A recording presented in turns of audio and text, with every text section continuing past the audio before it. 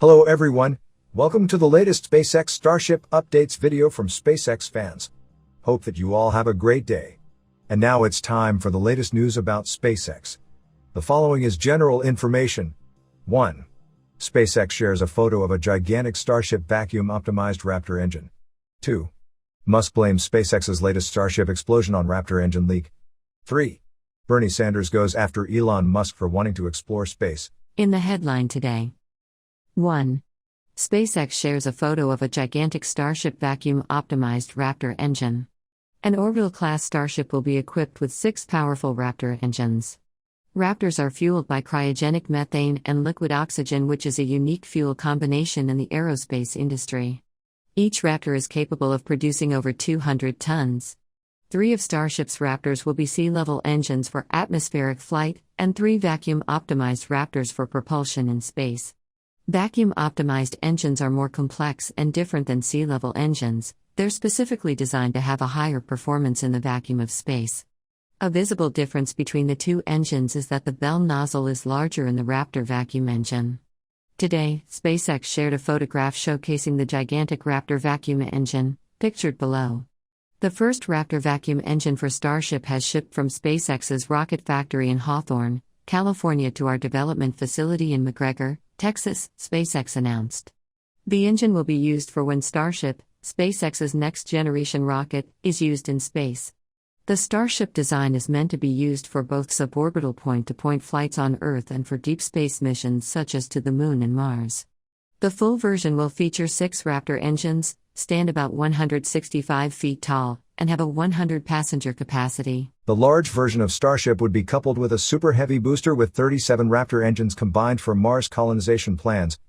Musk recently said company plans are to still have an uncrewed mission to Mars by 2022 and the first humans to Mars by 2024. The founder of SpaceX chief engineer Elon Musk stated, worth noting that thrust is only slightly higher with the big bell nozzle version. A larger bell is primarily for efficiency in a vacuum, aiming for 380+ second ISP for Rvac's long term.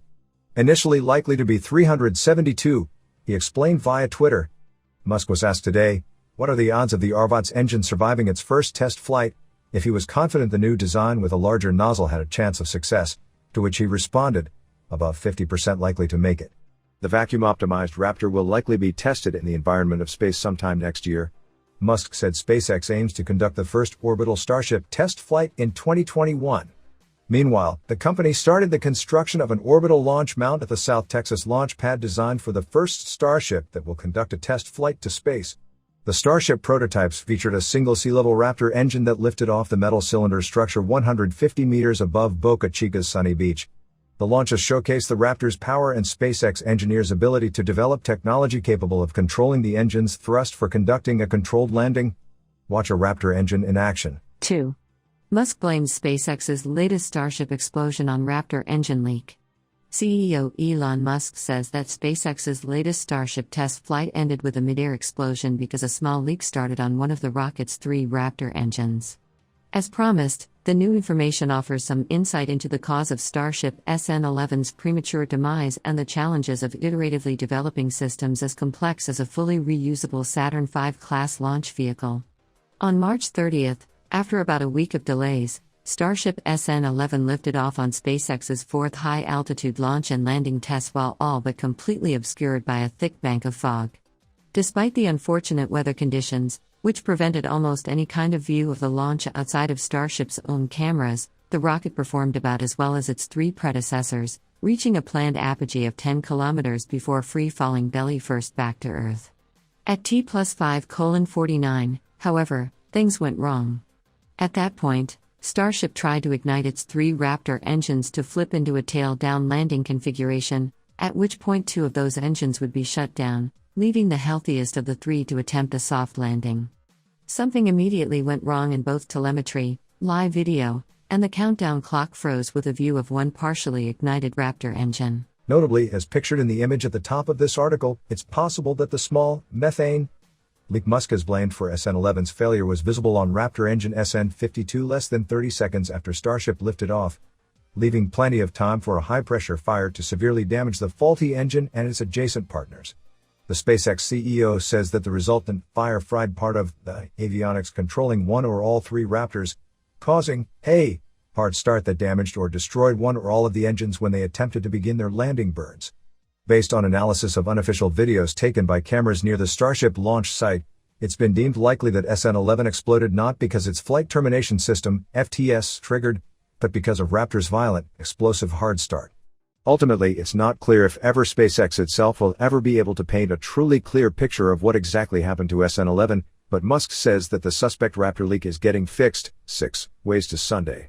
It's possible that an upgraded Raptor engine Musk has hinted will debut on Starship SN20 has already fully or partially dealt with whatever is at the root of SN11's engine leak and hard start.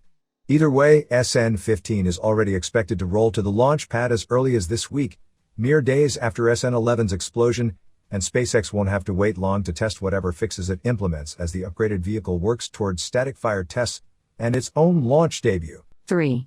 Bernie Sanders goes after Elon Musk for wanting to explore space.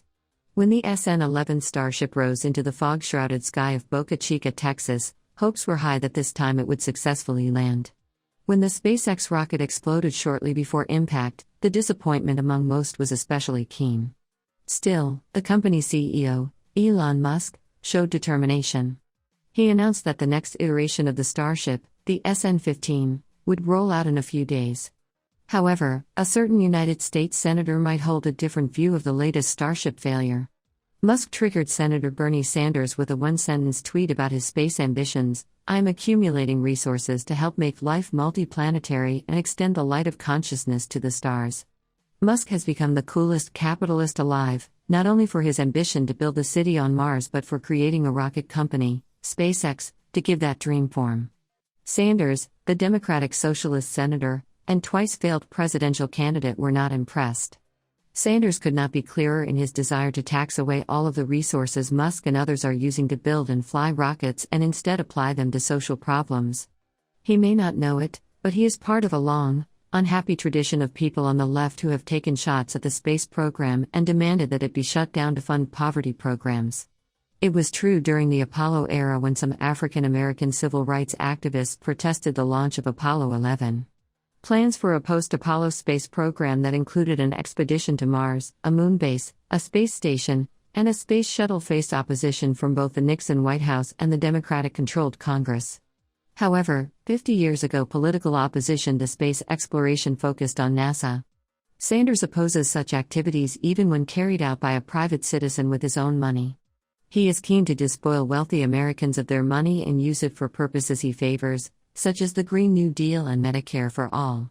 Just as the politicians of the early 1970s robbed the world of a brilliant age of space exploration, which would have paid incalculable dividends in creating wealth, new technology, and soft political power for the United States, Sanders means to do the same to our generation. The twist is that he wants to close off even efforts by private individuals like Musk to open space for profit and the betterment of humankind. Moreover, SpaceX is creating a satellite internet service called Starlink that is bringing broadband services to underserved, rural parts of the world. Musk hopes to use the revenues from Starlink to finance the development of the Starship rocket with which he intends to take settlers and their supplies to Mars.